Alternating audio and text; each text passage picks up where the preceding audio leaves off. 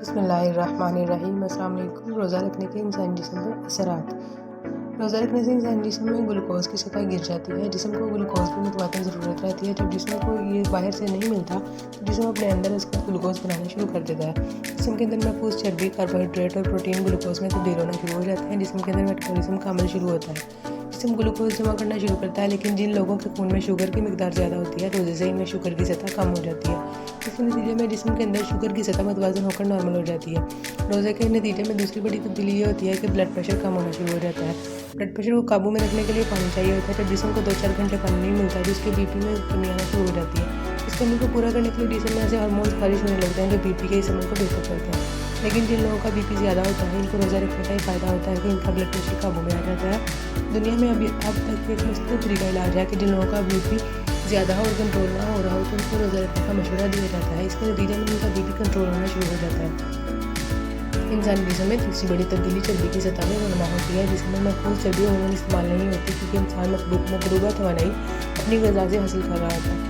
روزے کی حالت میں بڑا فرق یہ ہوتا ہے کہ چربی کا ذخیرہ توانائی میں تبدیل ہونا شروع ہو جاتا ہے، چنانچہ جسم کے اندر چربی کم ہونے لگتی ہے اور کولیسٹرول کم ہونے لگتا ہے۔ ہم جانتے ہیں کہ چربی انسانی جسم کے اندر بیماریاں پیدا کرتی ہے۔ چربی سے جسم میں کولیسٹرول بڑھتا ہے، موٹاپا بڑھتا ہے، خون کی نالیاں سکڑ جاتی ہیں۔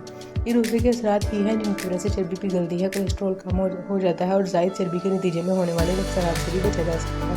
سائنسی تحقیق کے مطابق روزہ رکھنے سے جسم میں زہریلے مادے ختم ہونے کا عمل شروع ہو جاتا ہے۔ جسم میں طرح طرح کے مادے پیدا ہوتے ہیں جن میں بعض زہریلے مادے بھی ہوتے ہیں۔ روزے کے نتیجے میں جسم کا پورا میٹابولزم تبدیل ہو کر ایک مختلف شکل میں آ جاتا ہے جس کے اندر ڈیٹاکسیفیکیشن کا عمل شروع ہو جاتا ہے۔ جسم کو اپنے بہت سے زہریلے مادوں سے نجات حاصل کرنے کا موقع ملتا ہے اور یہ بڑی تبدیلی ہے جو انسان کو صحت مندی کی طرف لے جاتی ہے۔